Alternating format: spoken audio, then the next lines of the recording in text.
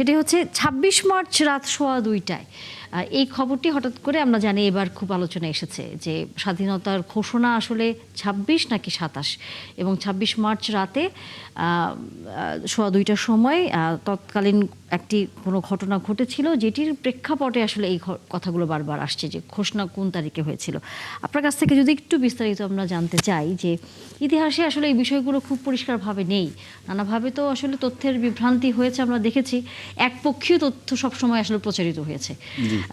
সেই জায়গায় থেকে যখন নতুন করে আরেকটি বিষয় আসে যে স্বাধীনতার ঘোষণা বা স্বাধীনতার দিবসটি আসলে কোন দিন সঠিকভাবে জানার, আপনার তথ্যে মতে আসলে এই বিষয়টা একটু যদি আমরা একটু জানতে চাই। জি, ধন্যবাদ আমাকে আজকের এই অনুষ্ঠানে আমন্ত্রণ জানাবার জন্য।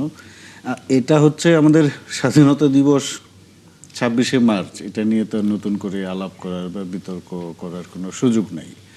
এখন আমরা হচ্ছে কি আমাদের বাংলাদেশিরা একটা তারিখের হিসেবে গরমিল করে ফেলি। এখন ২৬শে মার্চ রাত বলতে আমরা বুঝি ২৬ মার্চ বিকেলের পরে যে রাতটা সন্ধ্যাটা শুরু হয়, এইরকম একটা হিসাব আমরা করি। কিন্তু যেটা হচ্ছে যে আপনার ২৫শে মার্চ রাত ১২টার পরে যেই ইয়েটা করা হয়, যে আপনার এই সময়টা যে হিসাব করা হয়, সেটাও কিন্তু ২৬শে মার্চ হিসাবেই পরিচিত। তো সেই জায়গায় আমরা তো রাত ১২টার পরে রাত ২টায় যখন ইয়ে করা হয়, আলাপ করা হয়, কথাবার্তা বলা হয়, সেটা তো আমরা করতেই পারি।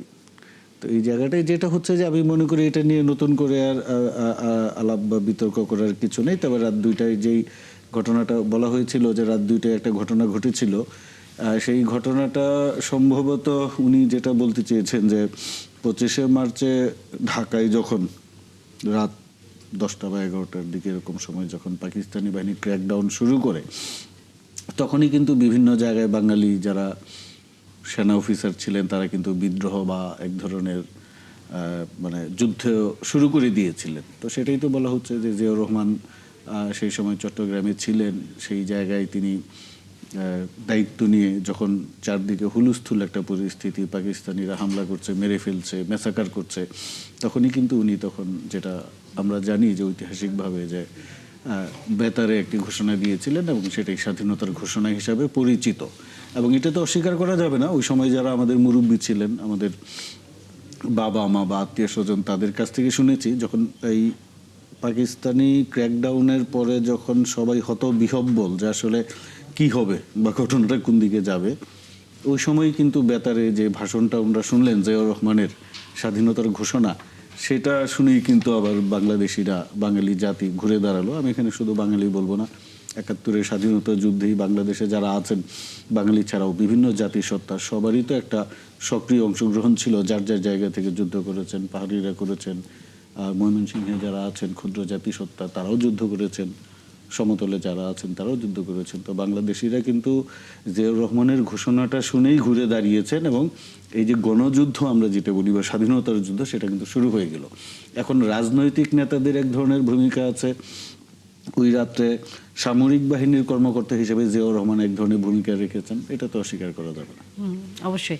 এবং একই সাথে রাষ্ট্রপতি জিয়াউর রহমানের যে অবদান, আমরা আসলে সেই সময় যতটুকু আমরা গতকালও একটি অনুষ্ঠানে, ৭১-এর একটি অনুষ্ঠানে আমরা আলোচনা করছিলাম, তখনকার যারা তার সাথে কাছাকাছি ছিলেন এবং বিদ্রোহ করেছিলেন, এবং সেনাবাহিনীর যেসব সদস্যরা বাংলাদেশের যারা পক্ষে ছিলেন, এই যুদ্ধের নেপথ্যে কাজ করেছেন, তাদের তখনকার যে ভূমিকা, এবং জিয়াউর রহমান তখন যেভাবে একদমই বুদ্ধি দিয়ে যে উনি বের হয়ে এসে মুক্তিযুদ্ধে অংশগ্রহণ করার যে কাহিনীগুলো, পাকিস্তান সেনাবাহিনীর সেই জায়গা থেকে বের হয়ে এসে, এই গল্পগুলো, এই ইতিহাসের অংশগুলো আসলে বরাবরই কিন্তু আমরা একেবারেই কখনোই আমরা সামনে আসতে দেখিনি।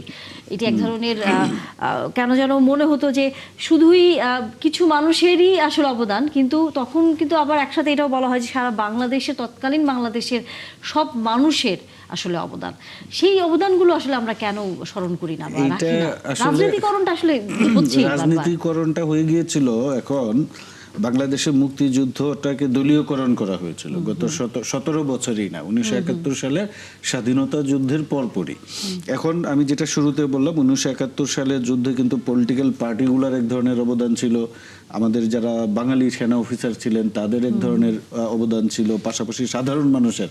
হয় কি এই জুলাই যে অভ্যুত্থানটা হলো, ওই অভ্যুত্থানে কিন্তু কেবল রাজনৈতিক দলগুলোর কৃতিত্ব না, সারা দেশের মানুষ মাঠে নেমে এসেছিল, রাজপথে নেমে এসেছিল। যারা কোনোদিন রাজনীতি করেন নাই বা এখনো করছেন না, তারাও কিন্তু রাজপথে নেমেছিলেন এবং তারা কিন্তু 5ই আগস্টের পরে যে যার কাজে চলে গিয়েছেন, কেউ জবে গিয়েছেন, বিজনেসে গিয়েছেন। 71 সালে কিন্তু একই ঘটনা ঘটেছিল, সবাই যুদ্ধ করেছে। বাংলাদেশের রাজনৈতিক নেতারা ছিলেন, সামরিক বাহিনীর কর্মকর্তারা ছিলেন, সাধারণ মানুষ, খেটে খাওয়া মানুষ, একদম শ্রমজীবী মানুষ, কৃষক, তারাও যুদ্ধ করেছেন। দুঃখজনকভাবে 1971 সালের পরে এই যুদ্ধের কিন্তু আওয়ামীকরণ করা হয়েছে।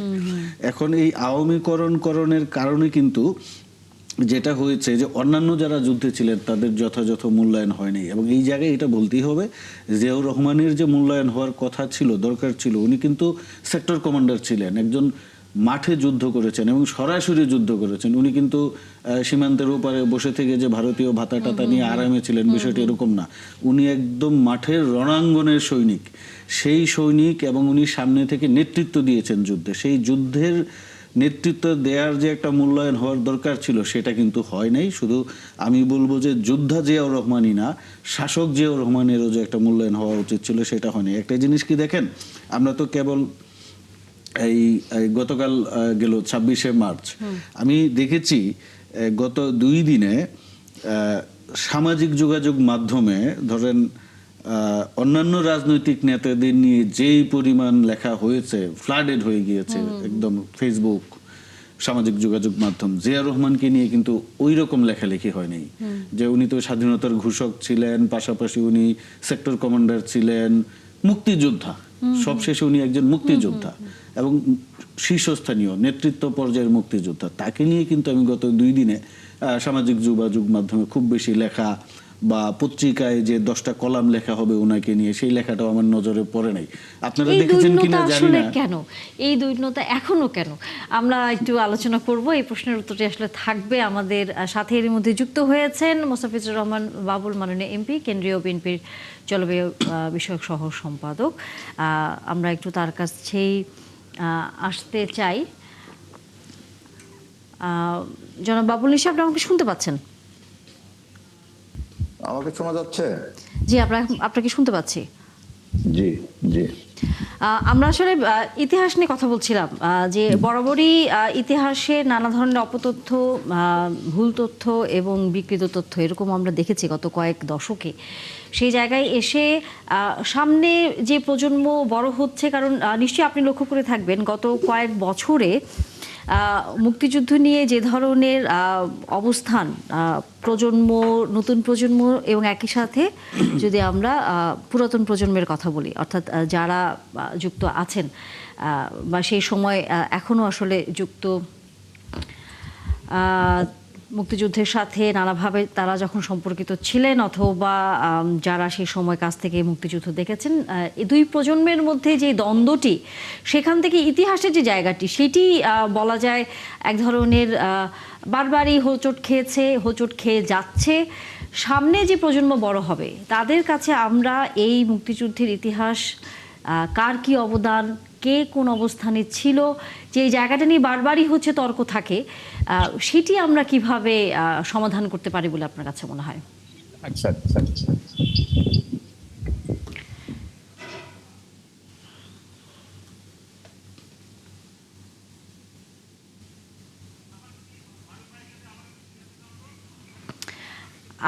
আমরা হয়তো আমাদের অন্যান্য অতিথিদের সাথে সংযোগ স্থাপন করতে পারিনি। আমরা আমাদের স্টুডিওর অতিথির কাছে আসলে ফিরতে চাই। আপনার কাছে যদি এই প্রশ্নটা থাকে, যে আমরা তো যখনই দেখি তখনই আমরা বলি যে হ্যাঁ, ইতিহাস আমাদের এটাই সত্য, সামনে বা আগে পরে কিছু ছিল না। আবার অন্য সময় যখন আসে সরকার পরিবর্তনের সাথে সাথে, তখন তারা আবার বলে না, তাদের দেয়া যে তথ্য সেটাই ইতিহাসের ঠিক, অন্যদের তথ্য ঠিক না। কিন্তু মূল যে জায়গাটা, 71 সালের পুরো 9 মাসের যে যুদ্ধ, সেখানে যে নানা গল্প, নানা মানুষের যে অবদান, সেটি সামরিক বাহিনী থেকে শুরু করে সাধারণ যে কৃষক যুদ্ধ করেছে, সেই জায়গাগুলোতে আমরা কেন এখনো সঠিকভাবে তথ্যগুলো তুলতে পারি না? এটার একটা অন্যতম কারণ হচ্ছে যে যেহেতু ওই সময় বড় রাজনৈতিক দল ছিল আওয়ামী লীগ। এখন আওয়ামী লীগ স্বাধীনতা যুদ্ধে তাদের একটা অবশ্যই অবদান আছে, এটা অস্বীকার করা যাবে না। কিন্তু পাশাপাশি এটাও আমাদের মনে রাখতে হবে যে আওয়ামী লীগের বড় একটা অংশ কিন্তু সরাসরি যুদ্ধে অংশগ্রহণ করে নাই।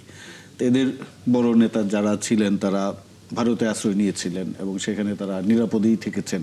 রণাঙ্গনের যুদ্ধে তাদেরকে খুব বেশি একটা দেখা যায় নাই। তো যেই কারণে কিন্তু ৭১-এর পরে তাদের মধ্যে এক ধরনের একটা হীনমন্যতা আছে এবং পলিটিক্যাল পার্টি হিসাবে পলিটিক্যাল পাওয়ারটা তো তাদের হাতে চলে গেল ১৯৭১ সালের পরে তারা সরকার গঠন করলেন। তো যারা আসলে সরাসরি যুদ্ধ করেন নাই বা যুদ্ধের নেতৃত্ব দেন নাই তাদের মধ্যে যে হীনমন্যতা ছিল সেই হীনমন্যতা এবং রাজনৈতিক কারণে যে মুক্তিযুদ্ধটাকে তারা যেহেতু মাঠে ছিল না, তো এবার হয়েছে কি আপনি দেখবেন যে জুলাই আগস্ট বিপ্লবে যারা সরাসরি অংশগ্রহণ করে নাই ৫ই আগস্টের পরে তারা বিশাল বিপ্লবী হয়ে গিয়েছে। কারণ তারা তো ওই সময় অংশগ্রহণ করেন নাই বা আওয়ামী লীগের বিরুদ্ধে কথা বলতে ভয় পাইতেন। একটা ফেসবুকে দেখা গিয়েছে একটা পোস্টও দেন নাই, কিন্তু ৫ই আগস্টের পরে তারা এখন বিশাল জুলাই যোদ্ধা। তা আওয়ামী লীগের ক্ষেত্রেও কিন্তু একই কাজ হয়েছে। ১৯৭১-এর পরে তারা বিশাল মুক্তিযোদ্ধা সেজে গিয়েছে এবং এই কারণে তারা কিন্তু যারা প্রকৃত মুক্তিযোদ্ধা করেছে, মাঠের মুক্তিযুদ্ধ করেছে মাঠে, তাদেরকে একটু পিছনে রাখা বা আড়ালে রাখা, এটা করতে গিয়ে হয়েছে কি যে আপনার মুক্তিযুদ্ধের রাজনীতিকরণ করা হয়েছে। যেই কারণেই কিন্তু যে আপনি যেটা বললেন যে আমি যদি সরাসরি মুক্তিযুদ্ধে অংশগ্রহণ করতাম তাহলে আমার মধ্যে কোনো হীনমন্যতা থাকতো না। আমি জুলাইয়ে আমি মনে করি আমি সরাসরি অংশগ্রহণ করেছি আমার লেখালেখির মাধ্যমে, এটা নিয়ে আমার মধ্যে কোনো হীনমন্যতা নাই। এখন কে বড় জুলাই যোদ্ধা এটা আমি হিসাব করতে যাব না। আমি আমার জায়গা থেকে অবদান রেখেছি, আপনি আপনার জায়গা থেকে রেখেছেন, উনি ওনার জায়গা থেকে রেখেছেন। কিন্তু যাদের কোনো সক্রিয় অবদান নাই তারাই কিন্তু হীনমন্যতায় ভোগে এবং তারা সবসময় প্রকৃত নায়কদের আড়াল করতে চায়। তারা ভয় পায় যে প্রকৃত নায়করা যদি সামনে চলে আসে তাহলে তাদের তো অবস্থান আসলে খাটো হয়ে যাবে বা দুর্বল হয়ে যাবে।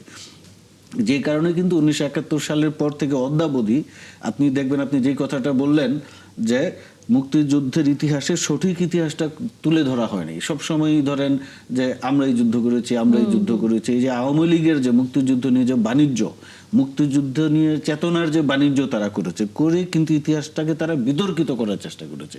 কিন্তু বাস্তবতা হচ্ছে কি, ইতিহাস কিন্তু তার নিজস্ব পথে চলে। আমরা কিন্তু নতুন করে ইতিহাস রচনা করতে পারবো না। ধরুন জুলাই আগস্টের যে ঘটনা, আমরা এখন বলতে পারি যে ধরেন আবু সাইদ সে তো জুলাই যোদ্ধা, জুলাইয়ে শহীদ হয়েছে। এখন কেউ এটা অস্বীকার করতেই পারে, যে বলতেই পারে যে আবু সাইদ জুলাইয়ে ছিল না, কিন্তু ইতিহাস আবু সাইদকে জায়গা দিবে। এই যে আবু সাইদ যে বুক পেতে দিল গুলির মুখে, তার যে অংশগ্রহণ, তার যে জীবনদান, এটা কিন্তু মুছে ফেলা যাবে না। তো একইভাবে ৭১-এ যারা সরাসরি যুদ্ধ করেছে, এখন আওয়ামী লীগ যতই চেষ্টা করুক এই যুদ্ধের নায়কদের, আপনি একটা জিনিস খেয়াল করবেন, যারা আওয়ামী লীগের বিপক্ষে গিয়েছে তারাই সব হয়ে গিয়েছে পাকিস্তানের চর রাজাকার। এমনকি তাদের যে মন্ত্রী ছিল যে একে খন্দকার, তাকেও তারা শেষ পর্যন্ত বলেছে যে সে পাকিস্তানের চর। অথচ একে খন্দকারের তো যুদ্ধে অংশগ্রহণ আছে, তার ভূমিকা আছে। তো এইসব হীনমন্যতা জনিত কারণে এবং রাজনৈতিক কারণে ইতিহাসটা আসলে বারবারই বিকৃত হয়েছে এবং একই সাথে আসলে সামনের দিনগুলোতে বাড়েনি।